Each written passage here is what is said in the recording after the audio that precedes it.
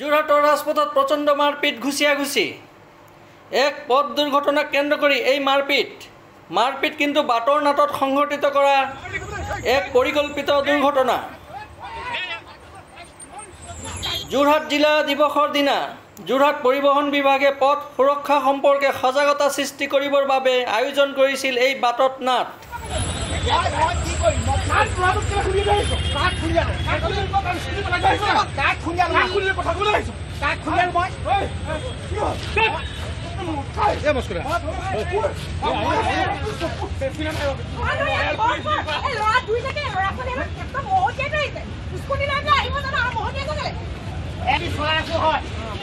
এই ল'ৰা ছোৱালীকেইটাই বাটত খেলি আছিল। মই বাটৰ আগলৈ আহি মোক গাত দিলোঁ। মই অকণমান মদ খাইছিলি কেলে তোক মদ খাই গাড়ী কেলে চলাইছিলি? এই ল'ৰা ছোৱালীকেইটা বাটত আহিব কেলে? হেলমেট কিয় পিন্ধা নাই তই? হেলমেট ইমান গৰমত হেলমেট পিন্ধিব পাৰি? গৰমত মোৰটো কি কৰে মোৰ নিজৰ মোক হয়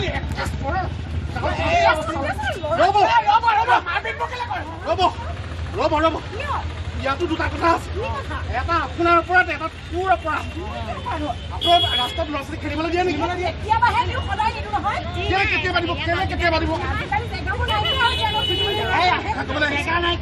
এতিয়া মই স্কুটি চলাই চলাই আহি থাকিম, সেই বাটত ল'ৰা ছোৱালীয়ে ক্ৰিকেট খেলি তোৰ নিচিনা ফালিৰ কাৰণে কিমানৰ সংখ্যা ধ্বংস হৈ গৈছে গম পাওঁ। মই অকণমানে খাই দিওঁ, অকণমান খালো বোলে, অকণমান লগাইছোঁ।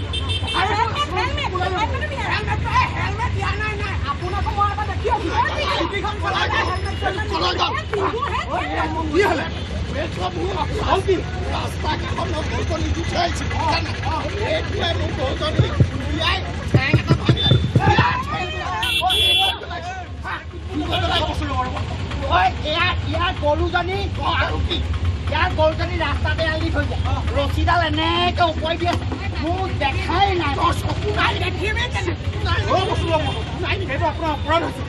ৰাস্তা কিনাৰত আপুনি কিয় গৰু এৰালে?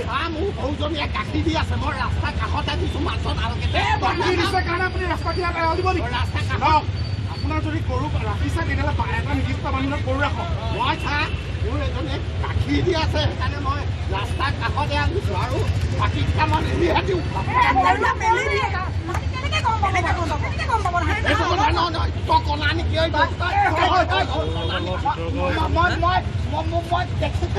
তই নাই দেখা কেলে তই খাই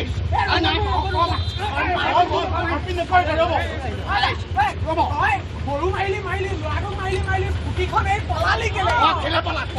তহঁতি যেনেকে খেদি দিব, তহঁতি যেনেকে খেদি মই পলাই খেদি কি কৰিব লাগিব? হ'ব আপুনি মাৰি গৈছোঁ কথা ক'বলৈ মোৰ গাত একো দুখ নাই দেই। মই বজাৰলৈ গৈছিলোঁ,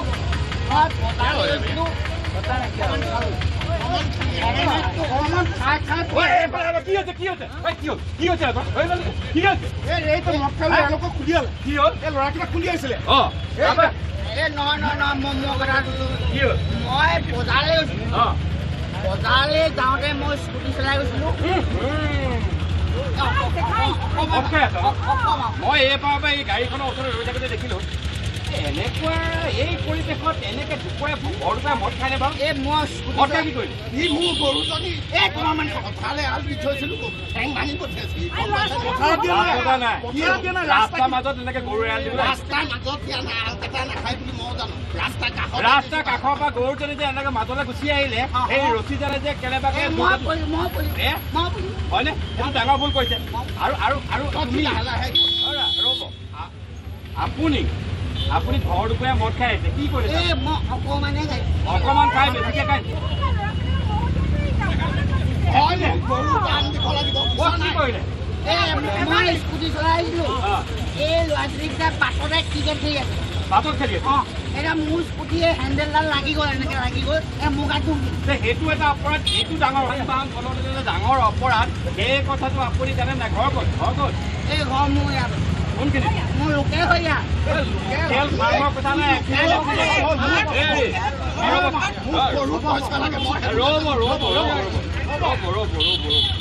লোকেল ফাৰ্মৰ কথা নাই, এক্সিডেণ্ট।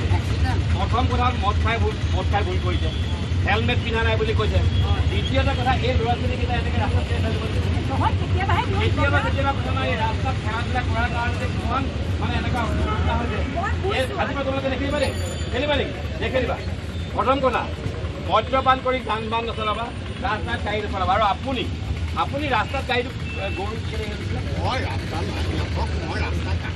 আপুনি গৰুটোৱেতো নাজানে গৰুজনীয়েতো নাজানে যে মই এইফালে যাব লাগে এইফালে যাব লাগে আশীৰ্বাদ মেলি দিয়াটো আৰু ডাঙৰ কথা এই গৰু মেলি দিয়াৰ কাৰণে কিমান মানুহ এটা নতুনকৈ আইন আছে গম পাইছেনে সেই আইন মতে জীৱ জন্তু যদি ৰাস্তাত এৰি দিয়ে জীৱ জন্তুকতো ফাইন ভৰাব নোৱাৰে তেতিয়া কিন্তু বাল্টিকৈ ফাইন দিব লাগিব তেতিয়া কি কৰিব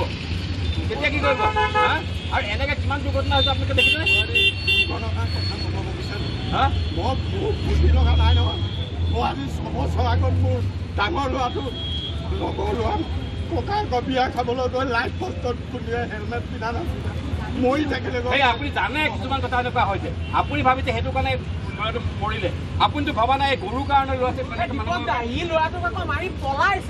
আৰু তোমালোকে কি কৰিলে এওঁলোকক খেদি আহিলা কিন্তু প্ৰথমে এটা কথা নহয় এই যে এওঁলোকক খেদি আহিছা খেদিটো আহি যোৱা ঠিকে আছে এই মানুহজনক যে চিকিৎসা দিব ল'ৰাটোক যে চিকিৎসা দিব লাগে সেই কথা তোমালোকে পাহৰি গ'লা প্ৰথমে প্ৰাথমিক চিকিৎসা তাৰ পাছত এই যে হৈ হাই কাজিয়া আমি সদায় কি হয় কিবা এটা হোৱাৰ লগে লগে আমি সুৰক্ষিত কৰোঁ মাৰ পিট বস্তু কিন্তু যিজনে দুখ পালে তেওঁ কিন্তু আমি নকৰোঁ হয়নে এইবোৰ ডাঙৰ ভুল কৰিছোঁ আমি আপোনালোকৰ মাজত অকণমান বাতৰদাত কৰিলোঁ এই গৰমত মই আপোনালোকৰ প্ৰতি এটাই অনুৰোধ মোৰ নাম প্ৰশান্ত হাজৰিকা এটাই অনুৰোধ আপোনালোকে দুচকীয়া যান বাহন চলাওঁতে নিজে হেলমেট পৰিধান কৰিব আৰু লগত যিজন বহি আহে তেওঁকো হেলমেট পৰিধান কৰিবলৈ বাধ্য কৰাব আৰু এটা এপিল আছে হেলমেট পিন্ধোতে আপোনাক আমাৰ এলাহ লেজডাল আমি নামাৰোঁ সেইডাল আপোনালোকে যেন প্ৰত্যেকেই লেজডাল মাৰিবলৈ অভ্যাস কৰে